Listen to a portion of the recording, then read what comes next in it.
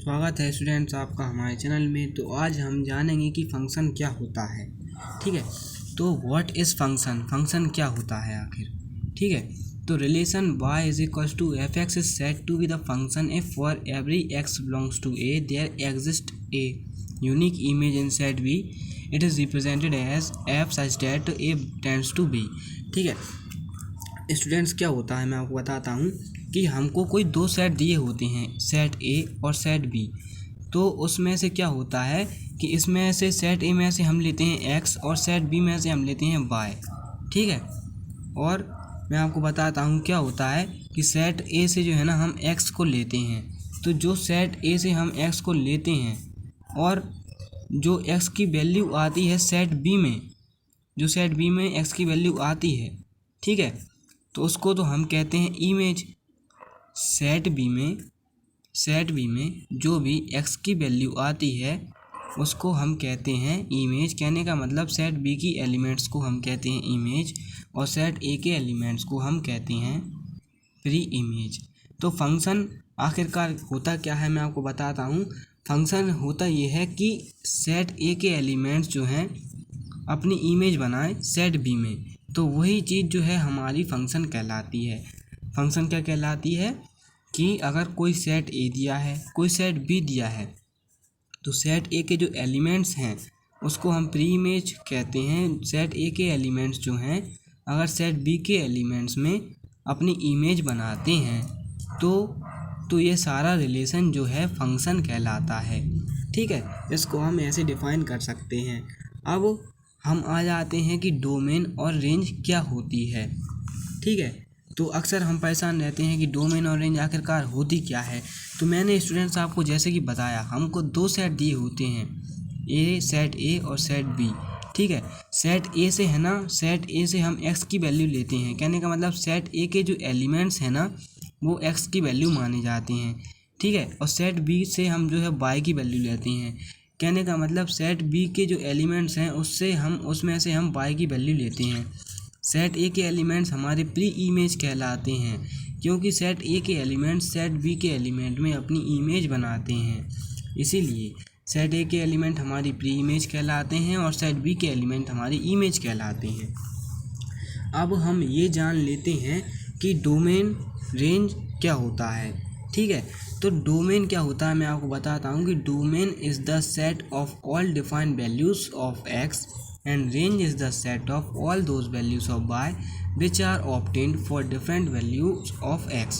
जैसा कि मैंने स्टूडेंट्स आपको बताया था कि सेट ए से हम x की वैल्यू लेते हैं, सेट बी से हम y की वैल्यू लेते हैं।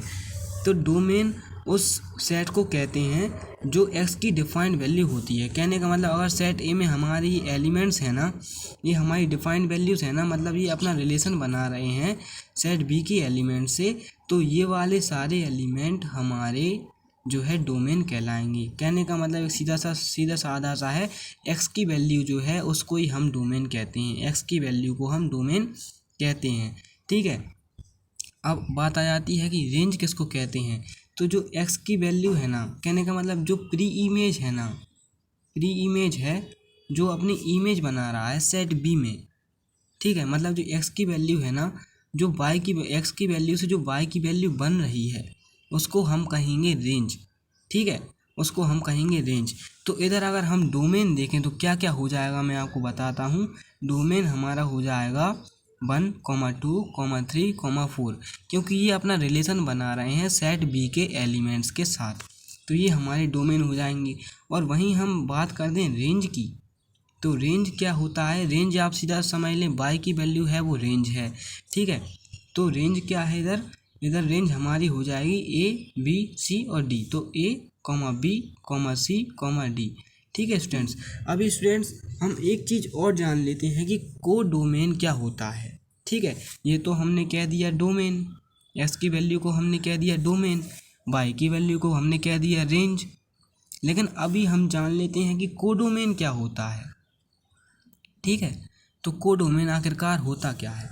तो स्टूडेंट्स देखिएगा आप, एक्स की वैल्यू से अगर रिलेशन बना रहा है सेट बी के एलिमेंट्स में से कोई भी, अगर सेट ए का एलिमेंट जो है वो एक्स की वैल्यू कहलाती है, तो एक्स की वैल्यू से जो है ना रिलेशन बना रहा है सेट बी का कोई भी एलिमेंट्स, ठीक है, तो उसको तो हम कहेंगे रेंज, ठीक है, उसको तो हम क्या कहेंगे रेंज। लेकिन सेट बी के जो सारे एलिमेंट हैं उनको हम कहेंगे कोडोमेन। कहने का मतलब जो 1 का रिलेशन ए से है, 2 का रिलेशन बी से है, 3 का रिलेशन सी से है और 4 का रिलेशन डी से है। लेकिन सेट बी में एक एलिमेंट्स और है जो रह गया है, वो है हमारा ई वाला, ठीक है। तो जो हमारे रिलेशन बना रहे हैं, अपनी जो प्री इमेज बना रहे हैं, ये इमेज कहलाते हैं, जो अपनी प्री इमेज बना रहे हैं। कहने का मतलब जो अपना रिलेशन बना रहे हैं, सेट बी के एलिमेंट्स जो अपना रिलेशन बना रहे हैं उनको तो हम कहेंगे रेंज। जैसे ए बी सी और डी ये अपना रिलेशन बना रहे हैं, इसलिए तो हम इनको कहेंगे रेंज। लेकिन अगर वहीं हम कोडोमेन की बात कर लेते हैं, तो कोडोमेन में हमारे सेट बी के सारे एलिमेंट आएंगे। कोडोमेन में हमारे बी के सारे एलिमेंट आते हैं। हमारा कोडोमेन तो क्या हो जाएगा फिर, हमारा हो जाएगा codomain A comma B comma C comma D and E, ठीक है। जो A B C D E ये हमारे जो सारे हैं ना कोडोमेन हो जाएंगे, ठीक है। इसमें बहुत कन्फ्यूजन रहता है, लेकिन इसमें कुछ कन्फ्यूज होने की बात नहीं है, ठीक है।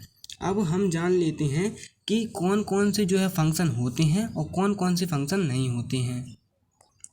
तो स्टूडेंट्स रिलेशन तो फंक्शन कहलाते हैं, लेकिन फंक्शन हमेशा रिलेशन नहीं कहलाते। सॉरी कहने का मतलब फंक्शन तो रिलेशन है, लेकिन रिलेशन हमेशा फंक्शन नहीं है, ठीक है। तो अब हम जान लेते हैं कि फंक्शन कौन कौन से नहीं होते हैं, ठीक है, कौन सा जो है ना फंक्शन नहीं है।